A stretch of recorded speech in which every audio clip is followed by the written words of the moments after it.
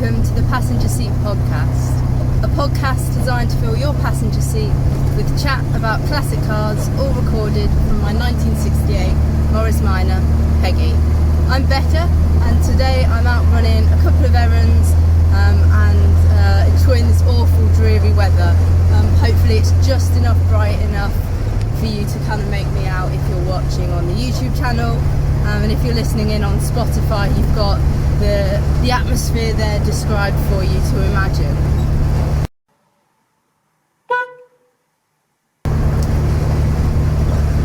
My quirk of classic car ownership for you today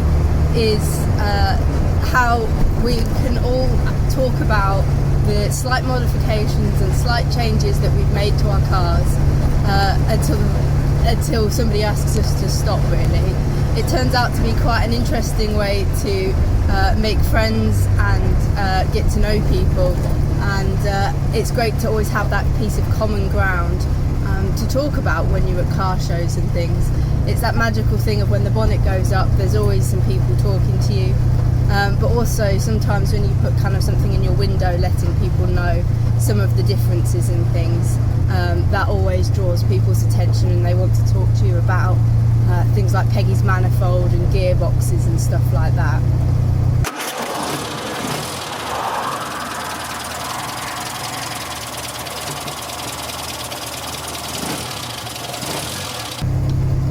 So today is a little bit of a kind of a discussion point, really. Quite recently I was contacted by the Historic Car and Vehicle Alliance, who are based in Vista Heritage, who are working to try and tackle some of the things that are affecting the classic car industry. And we had a kind of discussion about some of the things that they're concerned about, and one of the things that Gary, the CEO, raised with me was something I hadn't even heard of, but actually could be a huge problem for me being able to use Peggy, and also continue to make changes and improve her as a daily driver. And it wasn't something I'd kind of been massively aware of, and so I thought it might be quite an interesting thing to kind of talk about on the podcast. So the changes that I'm referring to is the Future of Transport Regulatory Review Modernising Vehicle Standard, which is currently, at the time of recording, in its kind of final stages of receiving reviews from the Law Commission before potentially being put through as a piece of policy and legislation. And as part of these kind of consultations and discussions, people like the Historic Car and Vehicle Alliance have raised some issues about it, because whilst on paper this seems like it could be quite a useful piece of legislation for the government if they're looking to kind of make sure that cars that are being produced are greener, are more efficient, are safer, and all these sorts of things, it does potentially have the opportunity to be quite negative for the classic car industry, because within this document there is a section that refers to tackling tampering, and that's one of the kind of key areas that they're hoping to address with this piece of policy. And tampering, unfortunately, has quite a broad definition within the document, and this is where we start to see some issues being raised. So what do we mean by tackling tampering according to the Future of Transport Regulatory Review? It's going to include two main offences which could be problematic for those of us with classic cars. The first includes the supplying, fitting or producing of what they refer to as a tampering product. And tampering products, according to the document, is anything that might change the vehicle and not be kind of original, and poses kind of a risk to the car. And secondly, it can involve the removing or impacting of performance, or anything that is to do with the kind of system or parts or components of a car that is kind of removed or changed or altered in any way. Which, again, if this is a modern car and we've got issues with kind of people making changes that are dangerous to the cars or are perhaps going to alter their kind of efficiency or anything like that, then that is obviously something that is needs to be addressed.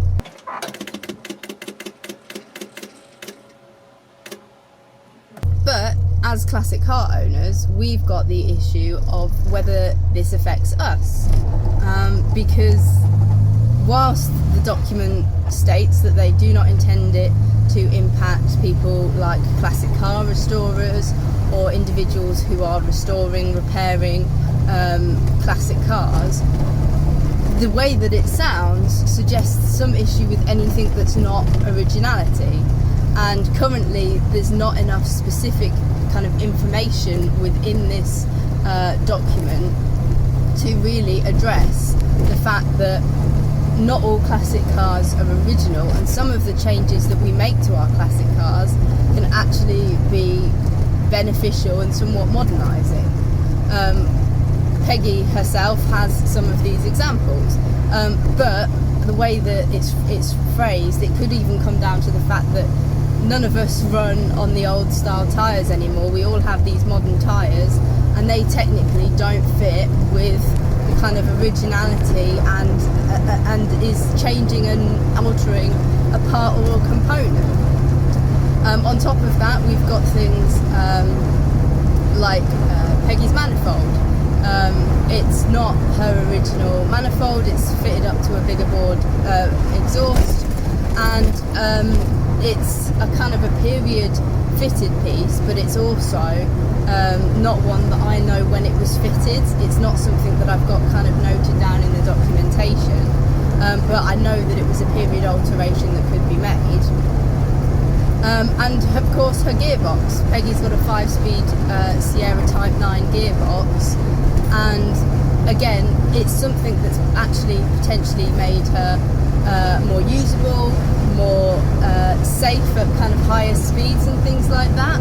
but is actually something that could be classed as tampering. We've also got a brake servo within Peggy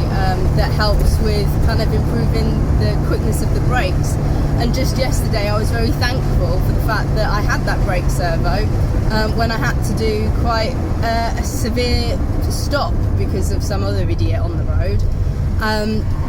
So that's improving the safety, but according to this document that could be classed as tampering because there isn't enough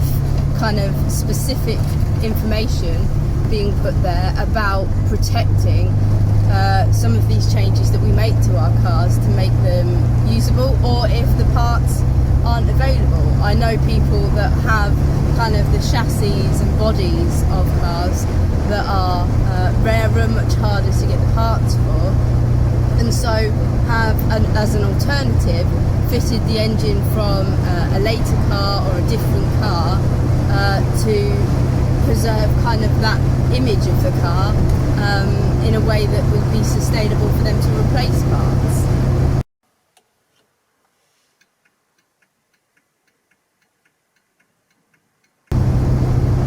I think some of the biggest issue we've got with the wording within this document is this term legitimate,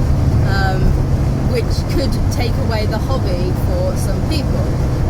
The kind of particular phrasing around this kind of exception that they're making for classic cars and motorbikes and things like that is legitimate changes to and restorations and things like that. Now, does legitimate mean that it would need to have been done at a professional garage by somebody? Because a lot of us do the work on our cars by ourselves. It's what makes them affordable. It's what a lot of us enjoy with our cars. And if we then had to make everything that we had done be done at a garage to get that legitimate seal of approval, it would not only make the hobby very different for people, but it would also price a lot of people out of the hobby. For example, young people who are hoping to learn how to maintain these cars and look after them if they then have to kind of actually remove that aspect and go to garages for them, then that creates something that they perhaps can't afford anymore. Addressing another problem that we're seeing within the industry of a lack of young people.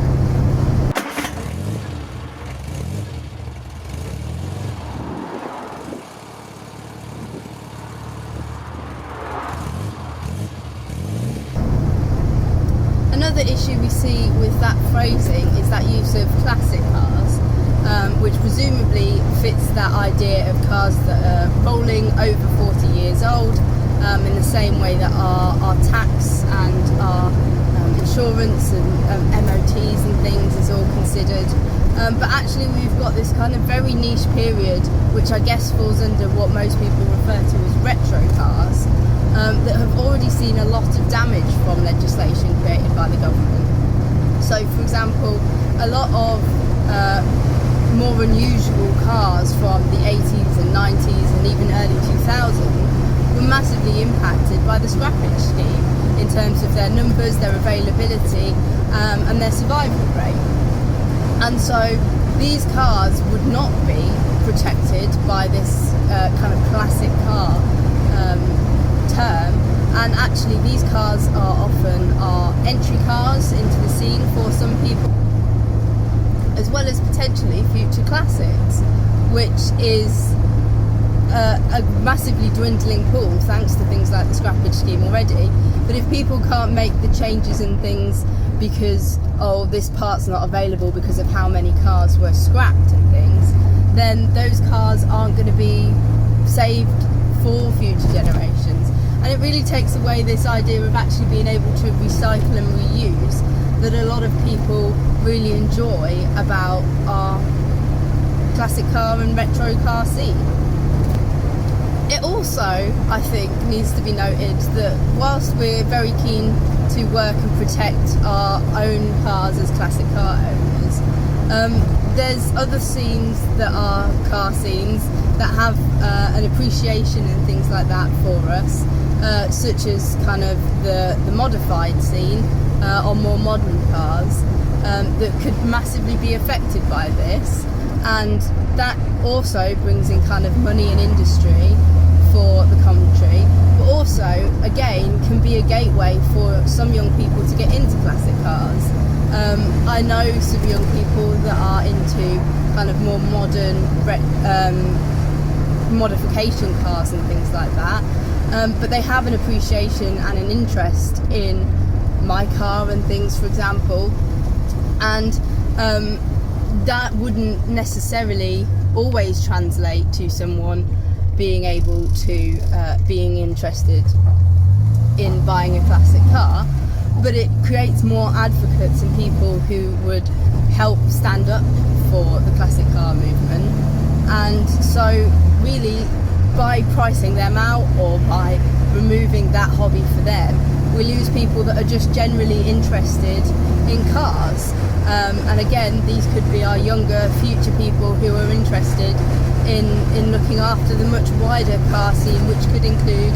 our classic cars, our retro cars, our vintage cars.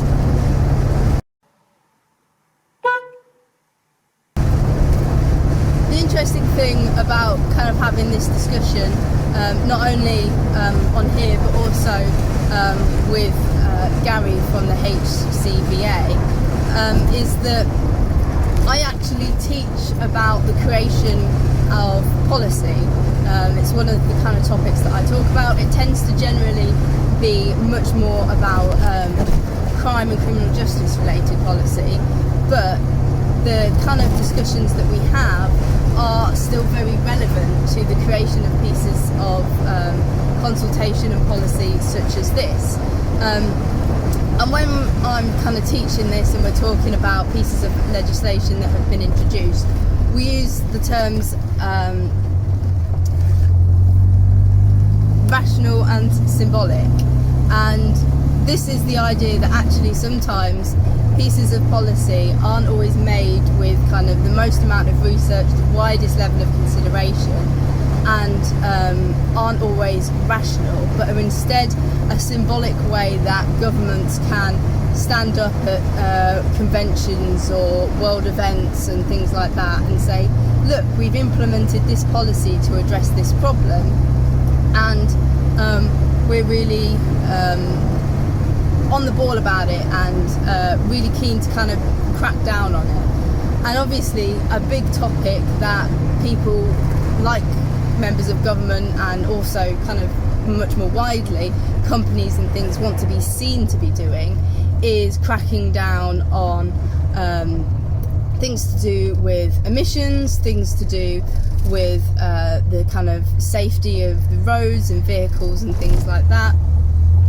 And all of this is almost an explanation as to why we're seeing this policy introduced. It does feel, in kind of my mind, as someone who kind of studies and investigates policy for some of my job, is quite a symbolic thing that has been introduced to kind of tick some wider boxes about how we look on kind of the world stage and things like that, but is lacking at the moment some elements of rationality, and is lacking greater definition and much more kind of well-defined, easy to understand, easy to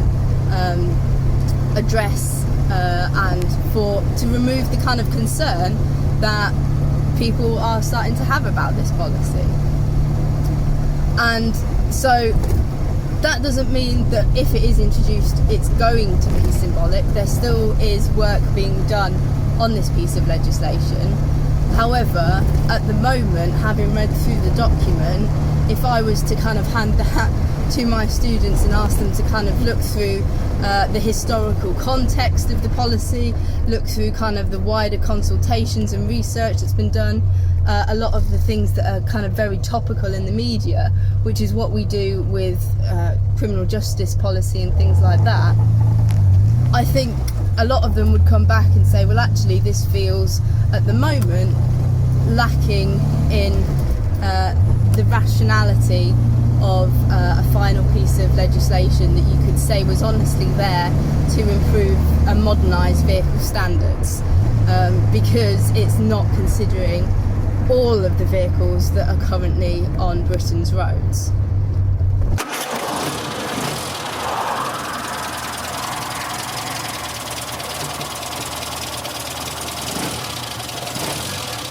Just to kind of wrap up here, I'd like to kind of bring your attention back to the Historic Car and Vehicle Alliance, who I mentioned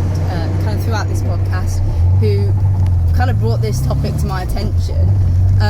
Like I said, I had a very interesting call with Gary, their CEO,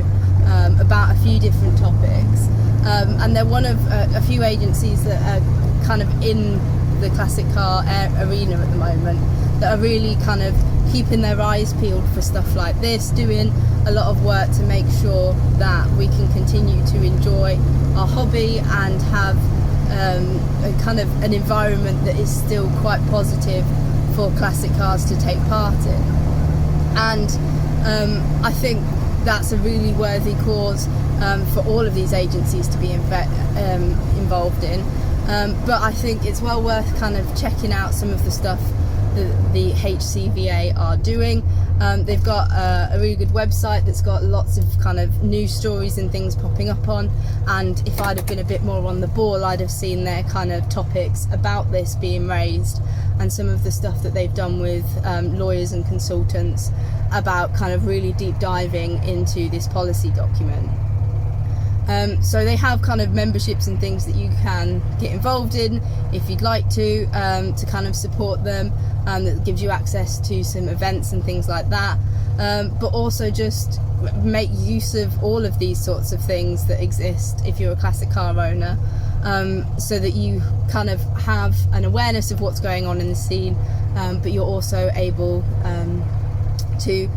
make sure that you've got any opportunities to advocate for things that are a problem for you and your car.